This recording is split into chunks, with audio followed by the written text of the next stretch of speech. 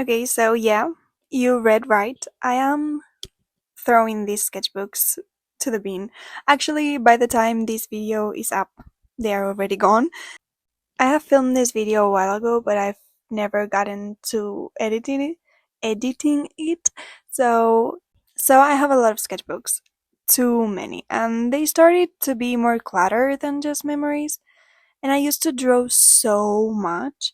Constantly, even if it was the ugliest drawings, I'll be constantly drawing, constantly making ugly art. It was also like a Russian roulette of drawing the most in hopes that one would look good, but I wasn't actually really applying things that I was learning because I wasn't really learning, I was just doing it for fun. And so it was just like randomly drawing and hoping it would look good. Well, now I don't do that anymore. Now I really try to make it look good and not just, and I know how to make it look better and how to make it look good even if it's an uglier drawing. I'm also more like, if it's ugly, I'll just delete it. Did I say delete it? I would erase it. Before I would just be like, oh, okay, it's ugly, let's keep going, instead of actually really trying to make it pretty. But it also comes with its negatives because now I feel like I'm way more perfectionistic and I'm way more like, this has to be a good drawing, it can't be ugly. And sometimes doing ugly drawings is fun, and not having that pressure on yourself to do it amazingly and for every drawing to look amazing, it's very nice. And can I say that by doing so many ugly drawings I've improved?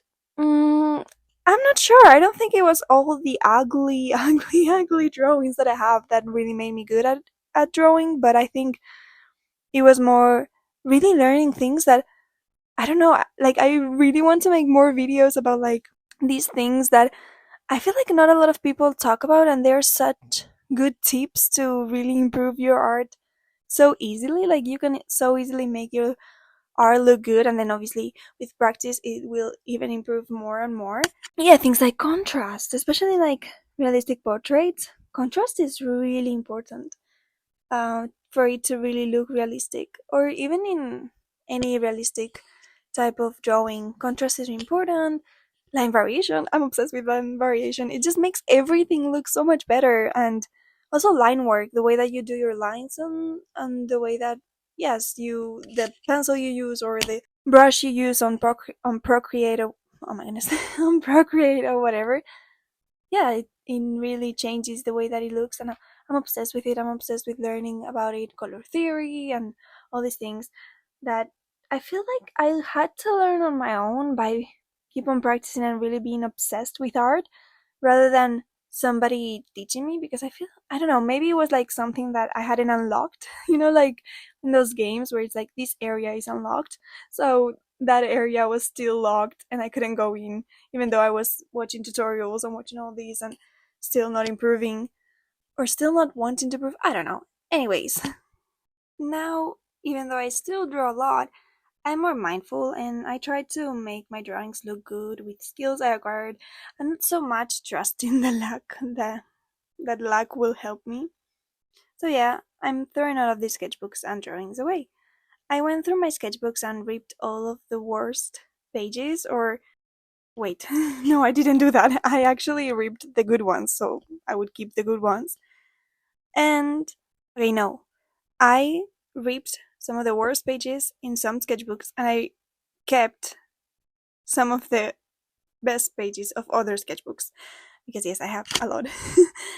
And this can work as a reminder to just create. Despite this being the ugliest things you did ever see, I drew them because I enjoyed drawing. I drew them for fun, and even though it was so unsatisfying to see your past sketchbooks, it's so unsatisfying to see them when they're ugly. And instead of being inspired and happy with how they look, you get jump scared every page. All these drawings have gotten me to where I am today. Or maybe not, but they were fun and they were a really nice way to express myself, even if they aren't great. And it is very hard for me to let go. I struggle with it more than I'd like to admit. I hold on to things, seeing their potential, even if that potential is only to have bad drawings to look back on. and see how much I've improved. But I don't need the bad drawings to know I've improved. So yeah, I need to let go to allow it to be part of the past, even though I'm filming this video so that I don't lose them and I always have them, even though I don't have them physically anymore. Anyways, I always held on to things just in case, in fear that I will need it at some point and I won't have it. But a lot of times I never needed it anymore. Or for when I needed it, it already had dried up or became too old, so I didn't use it anyway. But even the things that I was like, oh, I'm glad I kept, shouldn't encourage me to keep things just in case. Because the truth is that those beliefs come from a lack mindset. And the world is so abundant. I'll keep this marker because I might need it later, but later I can find a better marker that I can get. See? There's no luck. I held on to some alcohol markers for too long, and then I found better ones, cheaper, and gave away the others. I never came back to them. Oh, I will use them if I get back into alcohol markers. Well, I got back into alcohol markers and I found ones cheap and great quality. They're from this shop Action if you live in Europe. So, yeah, and I've gotten back into alcohol markers. I know that in that video about like our supplies, I said I hate them. I still kind of hate them, but I have been using them for for some drawings and some spreads, and they're okay. They're still not my favorite, and I still don't always go for them, especially because they bleed through the page. Like every other thing I can get past, and I'm using it as a base anyway, so anyways, I could get past it, but bleeding through the page, no. Also, that reminds me of how you really need to learn how to use an art supply very well. So for instance, I'm now really enjoying doing acrylic marker, like acrylic paint markers, drawings, and it's like, oh, you have to learn how to do it. You cannot just do it. Like you have to learn the tricks, like with watercolor, which is one that I don't feel like I mastered yet at all. I mean, I don't think I mastered anything, but with watercolor it's even like worse. I still feel like my drawings with watercolors, my art with watercolor looks horrible. It's one of those things that it's like you need to learn how to use it and you need to learn how it works and how you can make it work, how you can make it better. So for instance, alcohol markers, it's another process of learning how to blend them, learn how to, because it was like something like you have to put the darkest color first and then the lightest and then like they mix up, because that's why I don't know. Do I want to mix them? No. I'm okay with just using them as the base. And though it's hard, we gotta learn to let things that don't serve us anymore go, as well as consuming mindfully. And though creating ugly, messy art can be fun, I'll do it more mindfully and I won't waste that many sketchbooks on the ugliest art you will ever see.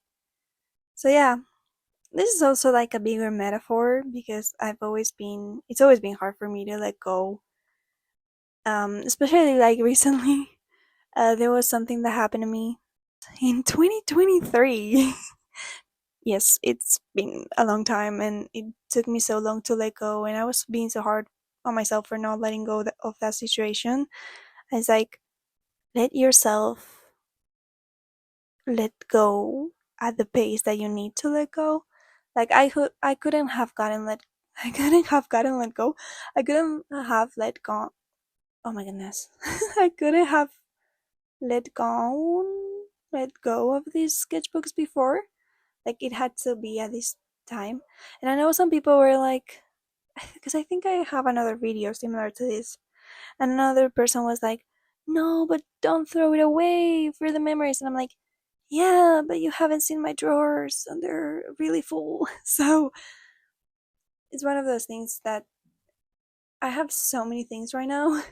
I'm so grateful, but at the same time, it's like, it's too much and it can clutter my mind, not only my physical space, and I don't like it. So, yeah, I hope this inspires you to declutter. If that's your mind, your phone, your room, your art supplies, or the people in your life, or the feelings, or whatever it is, bad habits.